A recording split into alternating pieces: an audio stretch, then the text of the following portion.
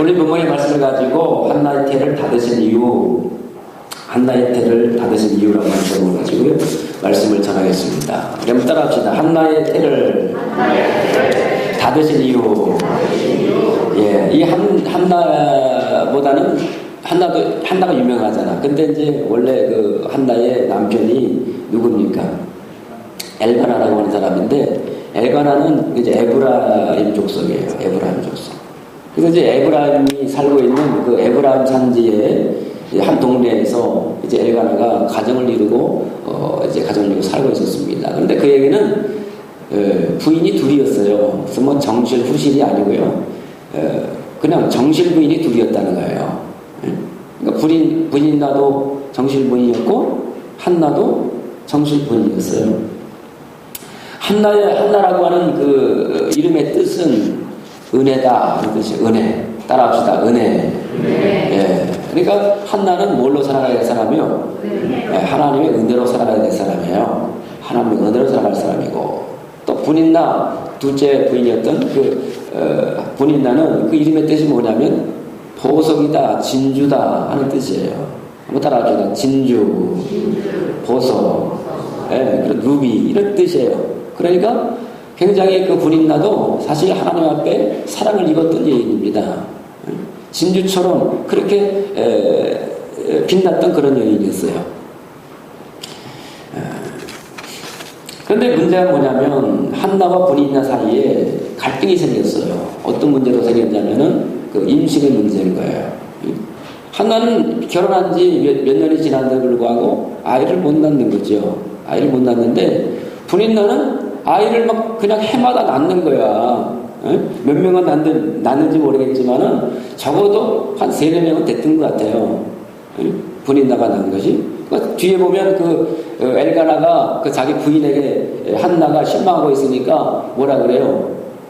내가 당신을 사랑하는데 10아들보다 더 큰 사랑을 주는데 뭐가 10아들을 부러워하느냐. 그거 부러워하지 말아라. 그렇게 위로할 장면이 있거든요. 그러니까 아무래도 이 부인나는 많은 자녀를 낳았던 것 같아요. 그러니까 그런 시기를 통해서, 그런 과정을 통해서 한나와 분인나 사이에 갈등이 생기는 거예요. 갈등이 생겨요. 너는 잘 나는 아이를 나는 못 나고 있어요. 저 사람은 분인나는 하나님의 은총을 받아가지고 막 나고 있는데 나는 일이 꼬여. 풀리질 않아. 거기서 오는 갈등. 사실 한나는 사랑을 많이 받았던 여인이었죠. 누구에게? 남편에게. 여기 본문에도 보면 갑절로 사랑했다는 거예요. 갑절로. 그리고 한나의 가정은 무슨 어려운 가정이 아니었어요. 유복한 가정이었어요. 모든 환경이 잘 준비되었던 아주 형통하는 그런 가정이었다는 거예요. 그러니까 물질로도 어렵지 않았지요. 남편의 사랑도 많이 받았지요. 부족함이 없었던 거예요. 때가 되면 주님께 나가서 예배도 드렸지요. 남들 보기에 그렇게 약점이 없는 불행한 모습이 없는 그런 인생을 살아갔다는 거예요. 그런데 하나님께서 오늘 본문에 보면 여호와께서 그로 임신하지 못하게 하심으로, 임신하게 하지 못함으로라고 하는 말이 2번씩이나 반복되어 나오고 있어요. 왜 하나님께서 한나가 임신하지 못하도록 그렇게 그의 태를 닫으신 것일까?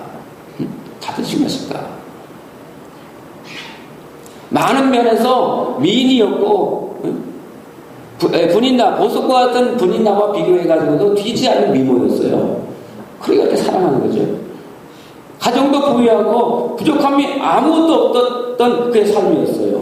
그런데 10가지 중에 한 가지가 없는 거야. 한 가지가. 9가지는 있는데. 그런데 그 한 가지가 없는 것이 그의 삶을 불행하게 만들었다는 거예요. 불행하게. 10절에 보니까 마음이 괴로워서, 한나가 마음이 괴로워서 여호와께 기도하고 통곡했다 이렇게 말해주고 있거든요. 마음이 괴롭다. 이것은 여기서 마음은요, 그냥 우리의 그냥 마음을 말하는 게 아니에요. 생각에 대한 마음을 말하는 게 아니고, 이스라엘의 마음이다 그러면 이거는 우리 삶 전체를 말해요. 우리 인생 전체를 말해요. 인생 전체. 그러니까 마음만 괴로운 것이 아니고 한나의 인생 전체가 어떻게 됐다는 거예요? 괴로웠다는 거예요. 존재 자체가 괴로워졌다는 거예요. 내가 왜 사는가? 살 가치를 잃어버렸다는 거예요. 그래서 실망이 오고요. 9가지는 그에게 있었는데 한 가지를 하나님이 닫아버리시니까 어때요? 그는 삶에 대한 행복을 누릴 수가 없었고요. 또 살아가야 할 이유를 알지 못했다. 삶 전체가 흔들려버리고 말았다는 거예요. 나는 당연히 사랑을 받을 자격이 있다고 생각했던 여인이었어요. 나는 이렇게 살아야 할 수준의 여인이었다고 말해주고 있어요. 그러니까 다시 말하면 한나는요, 굉장히 자기 자신에 대한 자부심이 강했던 여인이에요. 한나는. 그리고 얼굴도 미인이었고, 나는 남편이 나를 이렇게 사랑하는 것이 당연한 것이다, 그렇게 믿었던 여인이었어요.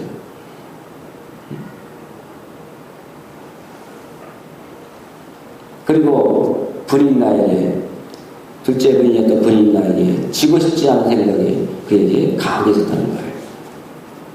근데 뜻대로 안 되는 거예요. 이기고 싶은데, 브린나를 이기고 싶은데, 이길 수가 없는 거예요.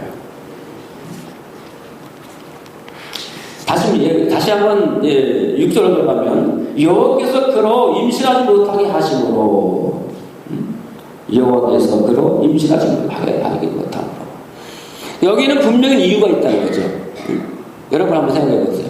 왜 여러 조건이 다 풍부해서 만족한 생활을 하고 있는데 하나님께서 그로 하여금 한 가지를 딱 가져버리셨을까? 왜 나가셨을 것 같아요? 여러분 생각할 때.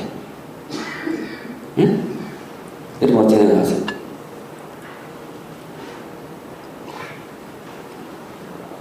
그 한 가지 때문에 그 여인은 행복하지가 않은 거예요. 그 한 가지 때문에. 그 이유 때문에. 응? 여기서 하나님은 우리가 질문을 하고 있는 겁니다. 한나야, 한나야, 너의 행복은 어디로부터 오는 것인가? 너의 행복은 어디 있는 것인가? 무엇으로부터 너는 행복을 느끼고 있는가? 그렇게 지금 질문하고 있는 거예요. 너의 남편의 사랑을 받음으로 너는 행복한 것인가? 또 네 환경이 다 좋게 풀려 있다고 해가지고 좋은 환경에서 살아간다고 해서 그것이 너의 행복의 근원인가? 또 네가 외모가 특출하다고 해서 그 외모가 너의 행복의 근본 원인이 되는가 하면서 그것을 묻고 있는 거예요. 한나는 하나님이 이 태를 막으시는 말미암아 하나님 앞에 두 손을 듭니다. 그죠? 오늘 본문 읽으면 두 손을 드는 장면이 나와 있어요. 왜냐하면 아이를 낳지 못한다는 것은 그 당시에 여자로서 수치예요. 최고의 수치인 거예요. 아이를 낳아야 되는데 아이를 못 낳으니까.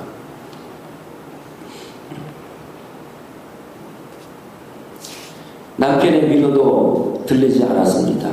할 수 있는 것은 기도뿐이었어요. 그들은 하나님께 달려가서 기도했습니다. 자신이 풀 수 있는 문제라면 우리가 기도할 거야, 아닐까요? 그럼 어때요?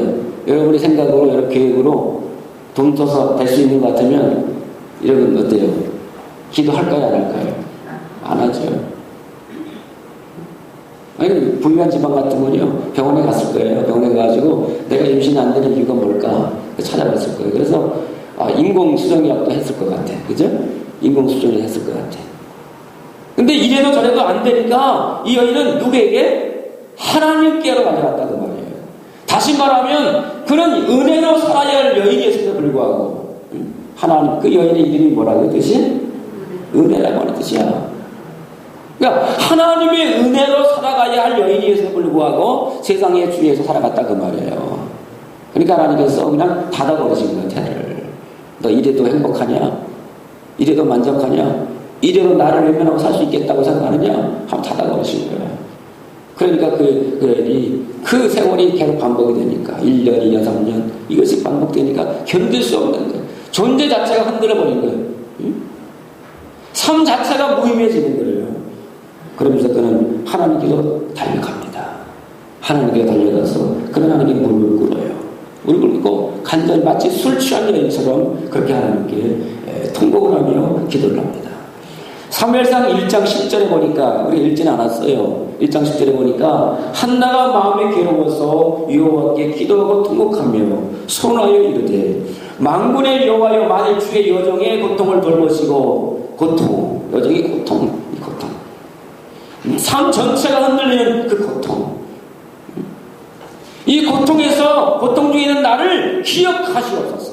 나를 기억하사 주의 여정을 잊지 아니하시고, 주의 여정에게 아들을 주시면 내가 그의 평생의 그를 여호와께 드리고 삭도를 그의 머리에 대지 아니하겠나이다. 여호와여, 나는 하나님 앞에 잊혀진 존재가 되어졌습니다. 하나님의 자녀였다는 거예요. 은혜로 살아야 자녀였다는 거예요. 그런데 그 여인이 세상에 만족하고 살아갈 때 어떻게 있어요? 하나님께 잊혀진 자가 된 거예요. 하나님께 잊혀진 자가 된 거예요. 그의 테이블을 닫았을 때 비로소 한나는 깨달은 거예요. 아, 나는 하나님께 잊혀진 자였구나. 내 환경과 여건이 여러 가지 다 좋게 풀려 있다 할지라도 나는 하나님께 어때요? 잊혀진 자였다는 거예요. 잊혀진 자였다는 거예요. 그러므로 여호와여, 나를 기억해 주옵소서.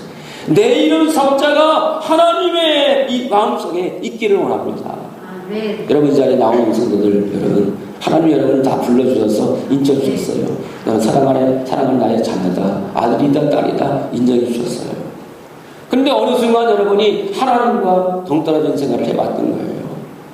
그렇잖아요? 이 시간 여러분, 나는 하나님께 잊혀진 자가 아니면 하나님이 나를 기억하고 있을까? 한번 여러분 묵상을 하시길 바랍니다. 그랬을 때 하나님께 잊혀진 자라고 판단했을 때 한나는 다 끈이 죽어요. 세상의 위로, 남편의 위로, 그게 전부가 아니었다는 거예요. 그게 아니고 나는 주님을 만나야 해. 주님을 만나야 나의 존재의 흔들림, 이 괴로움으로부터 나는 해방될 수가 있어. 이 문제를 해결받을 수 있어. 그리고 그 여인은 주님의 전으로 달려갔던 거예요. 달려가서 주님 앞에 무릎 꿇고 하염없이 기도했습니다. 여정의 고통, 이 존재로부터 오는 그 고통을 돌아보시고, 주님이 혹시 나를 잊었다 할지라도 다시 나를 기억하소서. 내 이름을 기억해 주셔서 이 여종에게 기도를, 여종의 문제를 해결해 주시기를 원합니다. 그러면 내가 그 하나님의 응답인 걸 알고 그의 삶 전체를 하나님께 드리겠나이다. 삶 전체를. 그러니까 자기 아들을 삶 전체를 하나님께 드리겠다는 말은요, 이 신앙 고백인 거예요. 무슨 고백이요? 신앙 고백. 자신의 신앙 고백인 거예요. 나의 가장 소중한 자녀, 하나밖에 없는 아들을 평생에 하나님께 드리겠나이다. 이 말은요, 내 삶 전체, 나의 목숨까지도 하나님께 드리겠나이다, 맡기겠나이다, 그럴 소원인 거예요. 그러니까 비로소 이 여인은 하나님을 만난 거죠. 하나님 찾은 거예요. 우리 인생을, 내 목숨을 주장하시고 내 인생을 지배하시고 내 삶에 행복을 주시는 분은 여호와라고 하는 사실을, 하나님밖에 없다는 사실을 그는 이제서야 깨닫는 거예요. 여러분, 우리가 믿는 하나님은 절대적인 하나님이세요. 전능자 하나님이십니다. 능치 못할 일이 없는 하나님이십니다. 그러므로 그 한나가 하나님 앞에 나가 기도했다는 것은 인생의 주인은 하나님이라고 하는 고백이 들어가 있는 것이고, 하나님께 기억되기를 원하는 소원이 그 가운데 있는 것이고, 하나님께 모든 사람을 맡겨드린다고 하는 고백이 들어가 있는 것이다, 그 말입니다.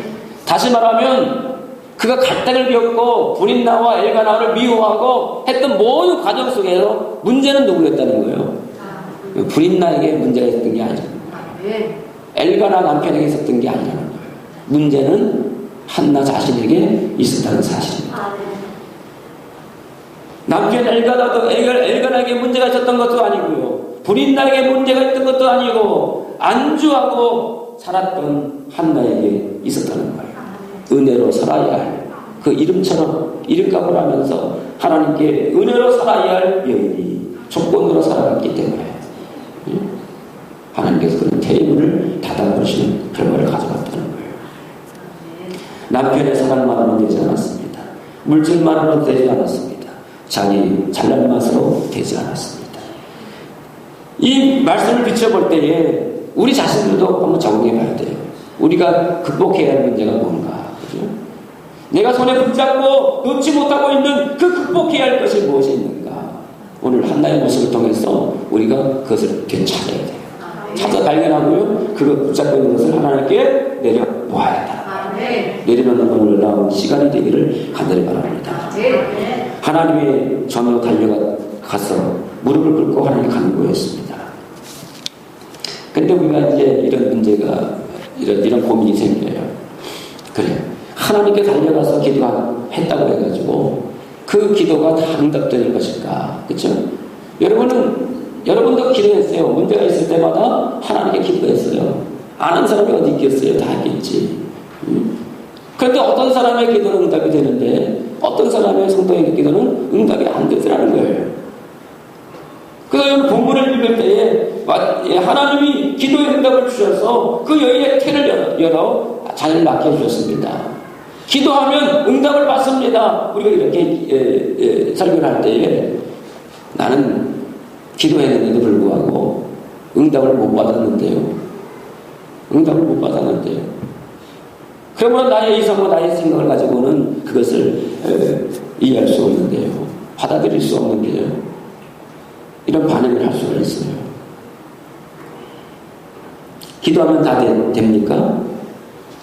응? 여러분이 묻겠어요. 기도하면 다 이루어집니까?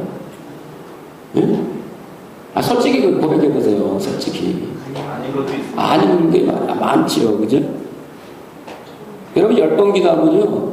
10번 기도한 중에 한두 번, 한 가지, 두 가지가 이루어질까 말까요? 우리가 그것을 경험하고 있는 거예요.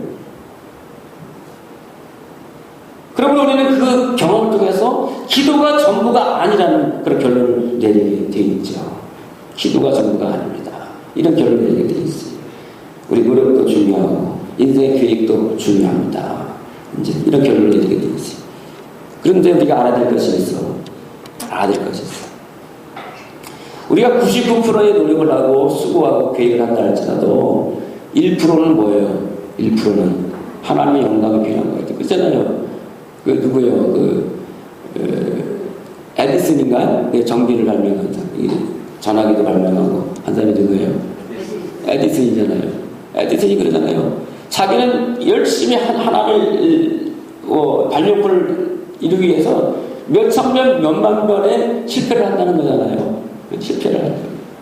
그래서 나는 99%의 노력을 한다. 수고를 한다. 그러나 거기에서 1%는 하나님이 주시는 영감이 있어야 한다는 거예요. 영감. 그러니까 하나님이 깨달음을 주셔야 돼요. 깨달음. 그러니까 아무리 99%의 노력을 한다 할지라도 일이 다 된 게 아니에요. 여러분 다 됐다고 생각하죠. 99% 노력하고 일이 진행됐으니까 나머지 1% 그냥 되겠지. 그렇지 않다는 거예요.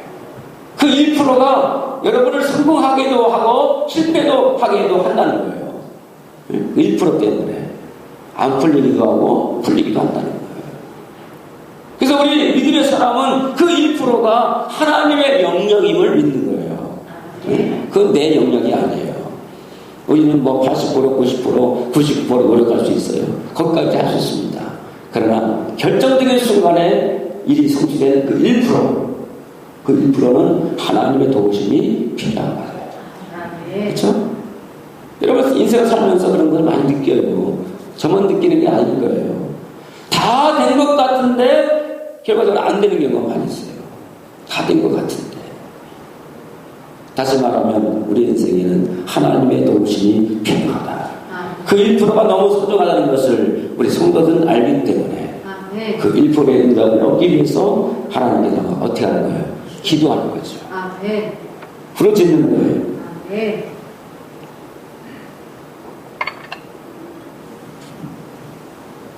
실제로 기도하는 사람들을 연구해 보니까요. 기도하면 유혹을 이길 수 있는 힘이 강해진대요. 한번 따라합시다. 기도를 하면 유혹을 이길 힘이 강해집니다. 예. 기도를 하는 사람과 안 하는 사람을 이렇게 비교해 봤더니 기도하는 사람일수록 유혹이 올 때 있잖아요. 만약에 학생, 청년인데 청년 중에서도 기독교 청년, 그러니까 신앙이 있는 청년을 대상으로 연구를 한 거예요.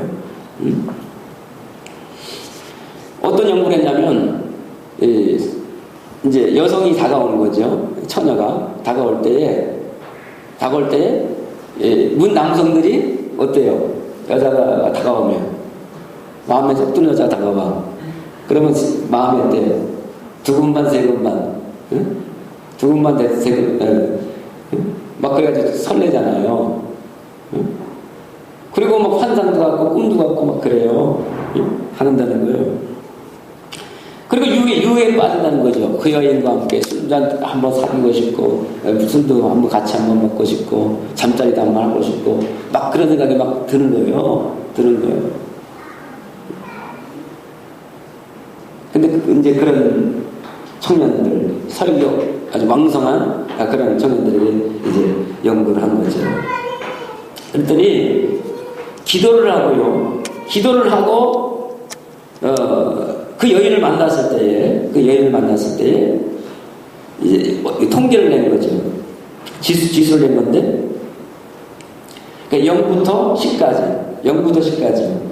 기도하고 그 여인을 봤을 때 마음에 막 그 잠자리 같이 하고 싶고 막 그런 유혹 있잖아요. 그런 게 지수로 낸 거예요. 몇 점이 될까 하고 했어요. 근데 기도를 하지 않은 기독교인들 청년이 그런 자리에 만남의 자리에 딱 갔을 때 마음에서 유혹이 오는 게요. 몇 점수 정도 되냐면 평균 3.5래요. 3.5.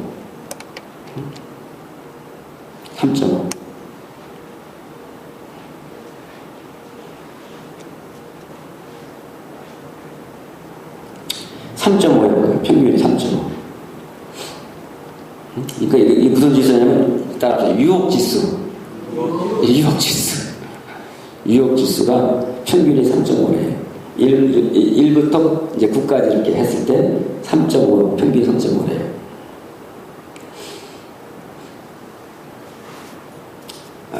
그런데 기도를 하고 만났을 때에 그게 어떻게 줄어드냐면 1.1로 줄어든대. 1.1로. 기도를 안 하고 만났을 때 평균이 3.5예요. 3.5. 그러니까 자자를 품고 싶고 막 하는 그 유혹지수가 3.5가 나타나는데 기독교 청년들에게. 그런데 기도하고 만났을 때 몇 점이라고요? 1.2. 그러니까 2.4%가 유혹지수가 떨어지는 거예요. 그러니까 여러분, 같은 기독교인이라도, 같은 기독교 청년이라도, 기도하는 사람과 기도하지 않는 청년은 다르다고 말이에요. 유혹을 이길 수 있는 확률이 떨어진다고 말이에요. 기도하지 않으면. 응? 여러분, 기도가 그래서 힘이 있어요, 없어요? 있는 거예요. 아니, 열심히 기도하고 봤는데 그 유혹을 못 이기겠어요? 이길 수 있지? 근데 일부러 유혹을 받으려고 기도 안 하는 사람들이 있어요. 안 해. 기도하면 하나님이 그렇게 하지 말아라. 정상적으로 사겨라. 이렇게 얘기를 하니까, 이런 음성이 들려오니까 그게 싫어가지고 어떻게 기도를 할까 안 할까? 안 해버려. 내가 유혹 받는 대로 살고 싶습니다. 그대로 살고 싶습니다. 그렇게 버린다는 거예요. 그러나 여러분, 무릎을 꿇으면 반드시 한번 지키셔야 되고요. 그리고 바른 길로 가게 만들어주세요. 그리고 행복한 가정을 이루도록 하나님께서 도우신다는 말이에요. 응? 그러니까 여러분, 기도해야 됩니다. 기도해야 돼요. 그러니까 부부도 마찬가지예요. 부부도 기도하는 부부는요, 다른 남자, 다른 여자를 찾아서 헤맬 확률이 확 떨어진대요. 확 떨어진대요. 근데 기도하지 않으면요, 그냥 교회를 다녀도 다른 여자, 다른 남자를 생각을 하는 확률이 굉장히 높아진대요. 이 연구로 나오는 거예요, 연구로. 그러니까 어떻게든지 여러분이 교회로 끌고 나오셔야 돼요. 행복한 삶을 살아가려면. 그래서 교회만 나오는 사람이 되면 안 되고요. 어떻게 하나님의 은혜를 체험하고 하나님의 무릎 꿇고 기도하는 단계에 들어가게 만들어줘야 돼요.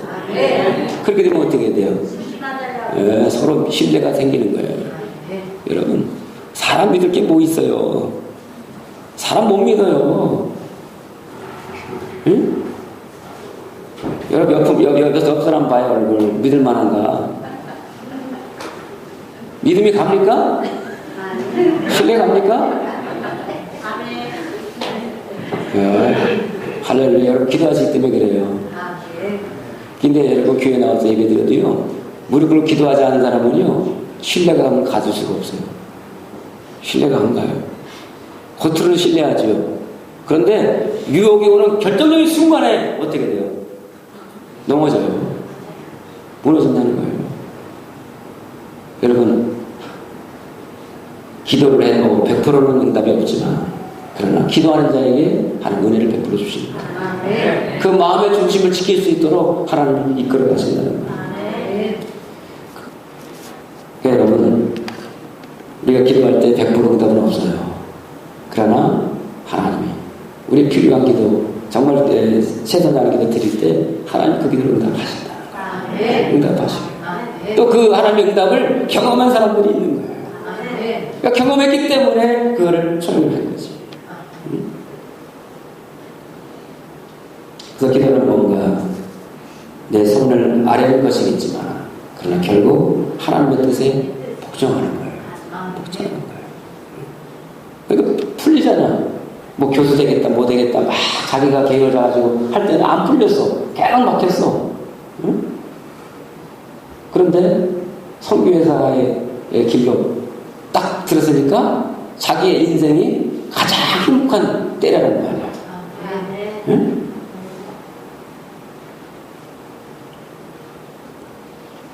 그러니까 하나님은 한나의 신앙과 인격을 다듬고 놓기를 원하셨다는 거죠. 너 이름이 은혜인데, 한나라고 하는 게 은혜라는 뜻이잖아요. 은혜로 살아야지. 그치?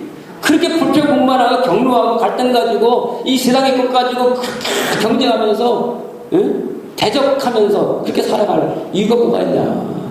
하나님의 은혜로 살아라. 나에게로 돌아와라. 응? 그렇게 부르시고 자꾸만. 그러니까 하나님께 나가서 무릎을 꿇는 그 순간, 하나님이 강구하는 그 순간 어떻게 했어요? 태문이 열려버렸어요. 태문이 열린 거예요. 그러니까 문제는 어디 있어요? 나에게 있는 거예요. 내가 주님의 뜻에 순종하고 무릎을 꿇는 그 순간에, 응? 길이 열립니다. 길이 열리는 거예요.